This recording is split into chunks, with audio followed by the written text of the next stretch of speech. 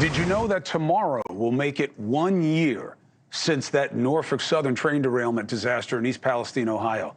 Toxic fumes, town poisoned. President Biden has not been there. This has been a point of political contention. Now he says he will be there before the end of the month. Will he be there for the anniversary tomorrow? We don't know. We have been on this at NewsNation since day one. We went and visited in September. You remember, to have that town hall situation to kind of draw attention. Here is some of who and what we found. This train derailment in Ohio. You know, NewsNation was first on the scene there. Why did this happen? People have been told there all is well. All is well in Ohio. You're going to be all right. But not why. And tonight we have folks who tell you it's not true. And people are dumping stuff in the creeks and it's coming up all rainbow. But now the water's safe to drink.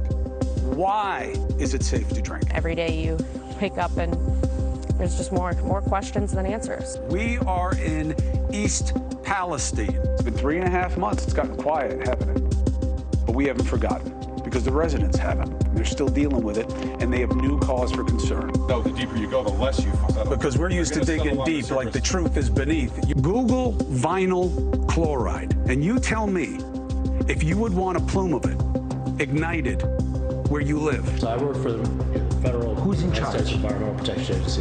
Today, do you believe it's safe? And you have to stay here in this house with what's being discovered. I'm very sorry. I'm very sorry for you to have to live this and be worried about everybody, and it seems like nobody's listening. I'm very sorry.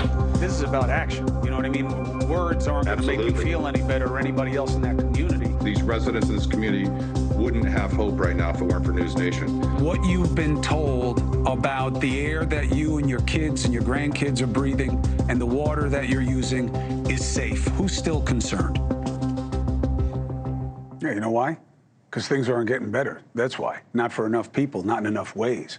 Let's bring in NewsNation Correspondent Rich McHugh, independent scientist Scott Smith, who's done a lot of the testing in the town because a lot of others aren't doing the testing, not to the satisfaction of the locals. And one of those locals, East Palestine resident Krissy Hylton. You saw her when I was at her house in September. It's good to have each of you here. It's good to see you most of all. Krissy, it's good to have you. Rich, what do we know about the state of play? It's not good, Chris.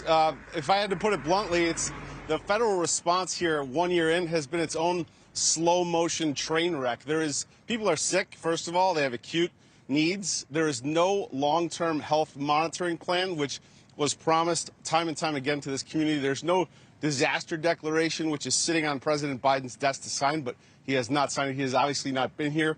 The EPA has basically been taking a victory lap this past week, saying there's, tremendous work has been done at the site itself, and they're saying there's no visible sign of contamination in the air, in the water, in the soil. I went out yesterday. We've done this time and again in the past year. I went out yesterday with Dr. Rick Chai, just in town here in the creeks in the park, and you can see with your naked eye, like you stir up the sediment just in the creek in town, and you can see the chemicals. So there's massive distrust when people in town see this, and then they hear the EPA saying that. It's like they don't know who to trust, and they're fed up. Well, I trust you, and I appreciate you doing the job, Rich, and so does that community, because, they're not getting enough attention. So, Scott Smith, I pivot to you, and they say, yeah, listen, yeah, Smith is doing his tests, but he's being real particular, okay? And there are a lot of chemicals that we're all exposed to with what we clean and what we eat and what we drink and in the environment. You can pick up lots of things. It doesn't mean that everyone's going to be, toxified. What do you think of that notion, and what have you seen over time in your samples? Chris, first of all, thanks for having me, and you are a direct witness because you were with me for this testing. And let me tell you, and Krissy Hylton specifically is very important to all of East Palestine, and here's why.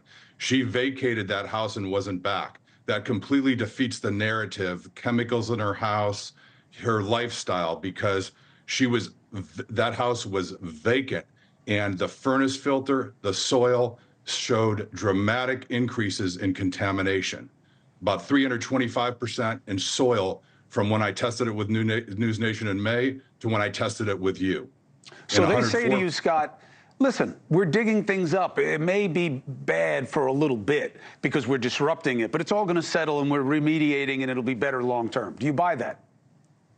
At this time, no. I will buy it when the testing tells me that's the case, because there's something no one's talking about, the third event, the remediation that started after April 18th, after the EPA shut down a lot of their important testing. So that third event with potentially dioxin dust particles and a whole host of other issues. So, Krissy, for you, this has always been real simple. Where's home? And you guys have been out of the house. You have parents who have very sensitive needs, and you just don't know what your future holds or if you can ever go back there and feel safe. How are you guys holding up? Actually, I'm still stuck in February 3rd because nothing has changed. I've met with Norfolk Southern, and I was hoping that they would tell me what they needed to, and what I was told was, what do you want done to your home? And I know what my air tester recommended after my test on Super Bowl Sunday. Right. It was from their contractor that my home, the home beside me, and the home at the creek was too far contaminated and that it needed to come down. I waited a year and they have yet to tell me. So when I told them, I've now been waiting 3 weeks for the documents, for them to show me the photographs that was taken in my basement of the water lines. So I'm safe until May, but I will not have an answer from Norfolk Southern regarding that until the 16th of February. Well, let's see what we can do about that. Rich McHugh has a lot of resources. And Krissy, I'm sorry you're still dealing with this.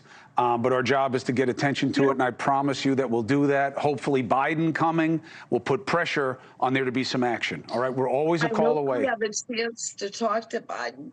I hope you do. I hope it is not like it was with the FEMA ghost. Well, he needs the citizens that are having issues need to be able to talk to him. It needs to be done fairly, and we need to be heard. Hey, thank you for watching. Please go to newsnationnow.com, newsnationnow.com, and you can find News Nation on your television provider. And don't forget to click the red subscribe button down below. Then you will get more of News Nation's fact-driven coverage.